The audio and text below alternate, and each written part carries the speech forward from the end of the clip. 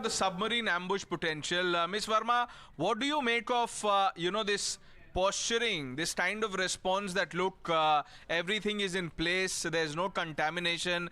Is this the case of the Iranian regime now putting up a brave face?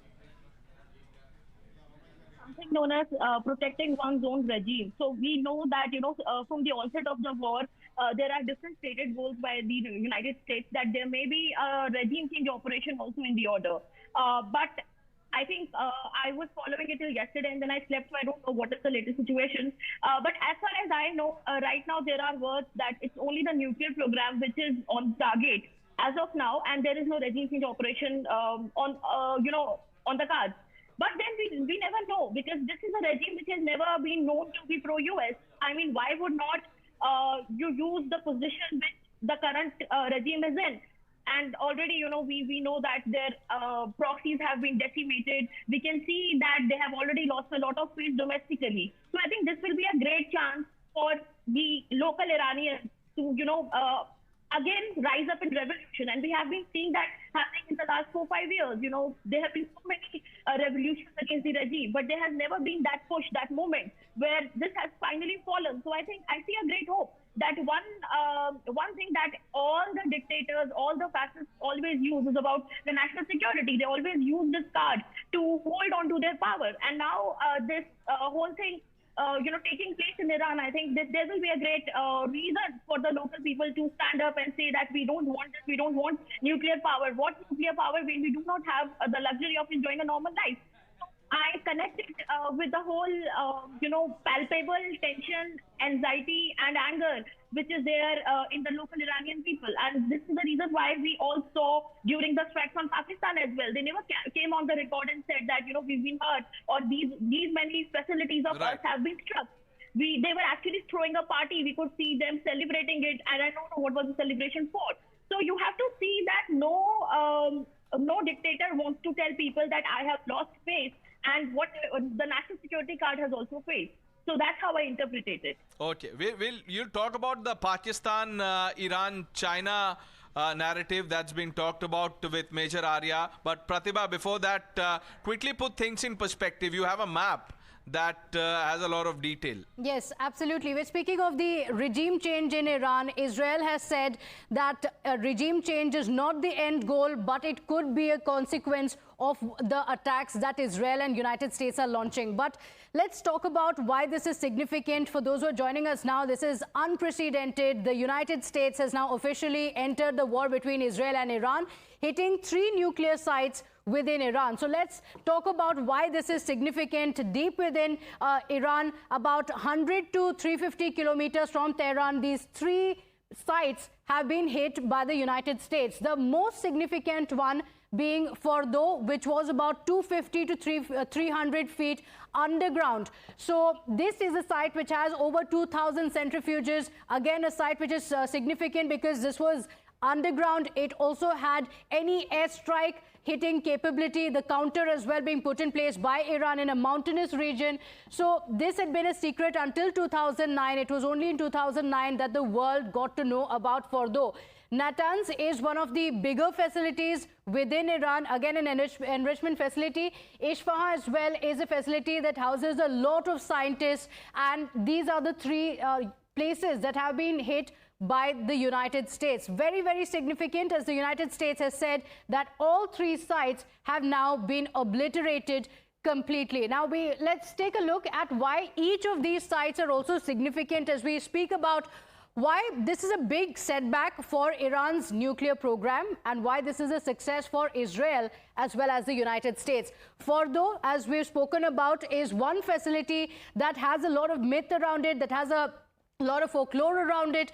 It is deep underground. It's an enrichment site. In fact, uranium purity reaching about 60%. Israel saying that it is very, very close to the 90% that is required for nuclear capability, which is why this was the foremost target of the United States as well as Israel. It was built to withstand any attacks in a mountainous region, built within a mountain, 250 to 350 feet underground. It is in fact very close to Qom, which is a high security bunker. So this site, only the United States, had the capability to actually hit this site. Israel has previously struck the site but has not able to inflict much damage. Only the United States had the capability to hit deep underground, to hit the facility completely. So it was targeted with this bunker buster bomb that was used by the United States. And Natanz is the main uranium enrichment center of Iran that has also been targeted by the United States in these strikes.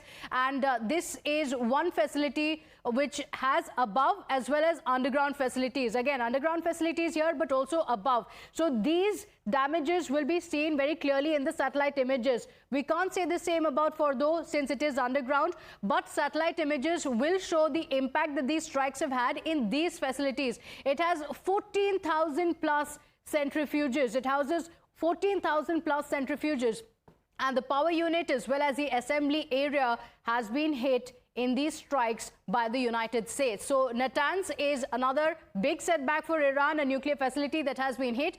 Apart from that, Esfahan has also been hit, which is the research hub, Iran's largest nuclear research hub, having several scientists from across the country working there.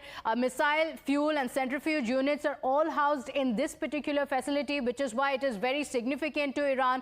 And the centrifuge workshop has been struck in this strike by the United States. As of now, Iran has said that there is no radiation leak that has been reported. They claim that all is well. There is no radiation leak that has been reported. We in fact have more breaking updates coming in. We're getting you the response of the Iranian foreign minister, who has warned the United States and said that the strikes will have everlasting consequences and that Tehran reserves all options to retaliate.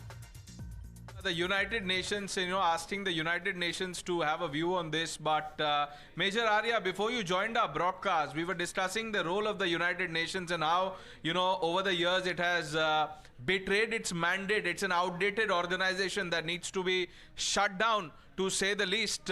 What can the UNSC do? Look at the members there. What will Russia do? How will China react? Nothing. Nobody's going to do anything. Take my word for it. There is nothing happening. So there'll be a lot of loud noises. Russia has already made noises that, this war should stop. And the White House shot back saying that, you please sort out Ukraine first, stop interfering. China will say nothing as usual because China says nothing. An odd op-ed in the Global Times, that's about it. France will condemn Israel, will not do anything against Israel. The UK has already, put up its Eurofighters and other platforms in support of Israel, and America has bombed those 3 nuclear sites in Iran. So this is pretty much what the United Nations Security Council looks like. You're very right when you say this is a defunct organization. It should be shut down, and they can't do anything. Yes, there'll be a lot of noise, but I'm very surprised. I'm very surprised about Iran. Iran was saying there'll be everlasting war, and there'll be rivers of blood, and there'll be this and that, and this very Iran is now, the UN should be alarmed, and this is a very serious escalation.